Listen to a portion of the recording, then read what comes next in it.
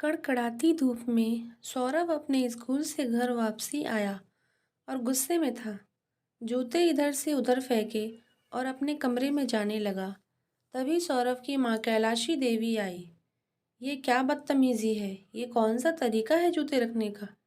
तभी गुस्से में सौरभ बोला, बिगड़ गया हूँ, वे भी मैं, आप ये कैसे कह सकते हैं।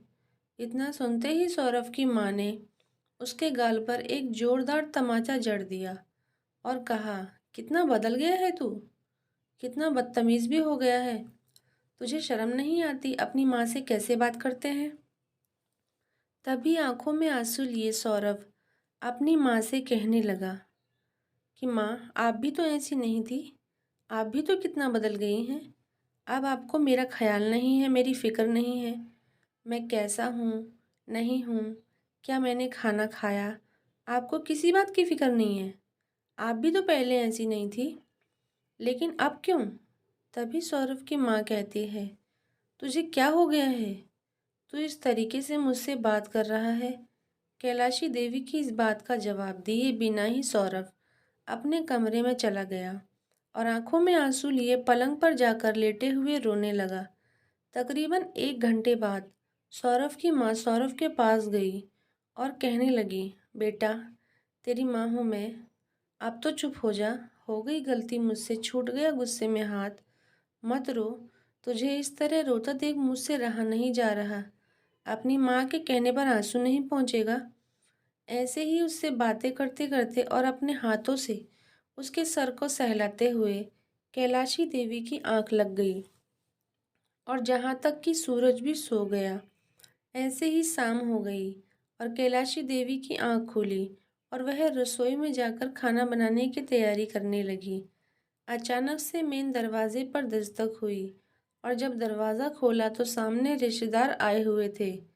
रिश्तेदारों को कैलाशी देवी ने बैठाया और उनके लिए चाय नाश्ते का इंतज़ाम करने लगी। रसोई में चली गई और रसोई में ही सौरभ को आवाज़ दी, कहा, बेटा, नीचे आ जाओ, तुम्हारी मौसी आई है। सौरभ आने ही वाला था कि तभी सौरभ के पापा ने उसे कमरे में रोकते हुए कहा, कहीं भी जाने की ज़रूरत नहीं है, ज़्यादा रिश्तेदारी मत निकाल, अभी पढ़ने बैठा है, पढ़ ले, मेहमान से बाद में मिल लेना। ऐसे ही पढ़ाई करते करते 2 घंटे निकल गए और मेहमान भी आकर चले गए।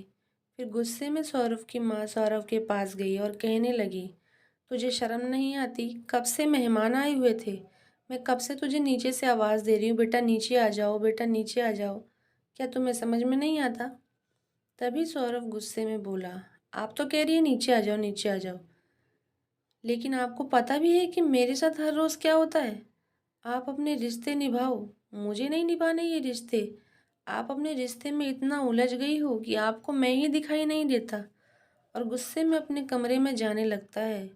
फिर कैलाशी देवी मन में सोचने लगी, क्या सच में मैं बाकी रिश्तों को निभाने में अपने बेटे की पसंद नापसंद को पीछे छोड़ आई।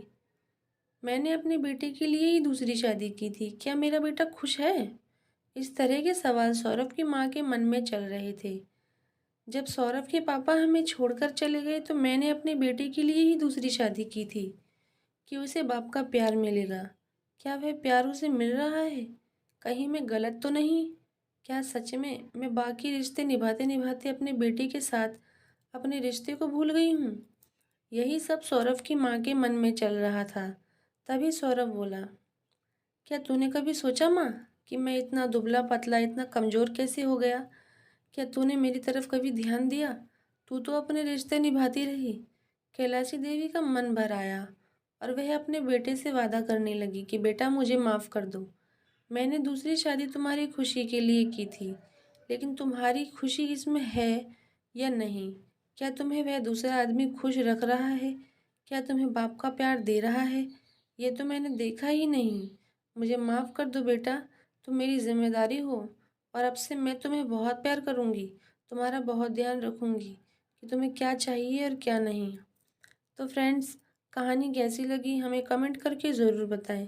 अगर अच्छी लगी हो तो वीडियो को लाइक और चैनल को सब्सक्राइब ज़रूर करें।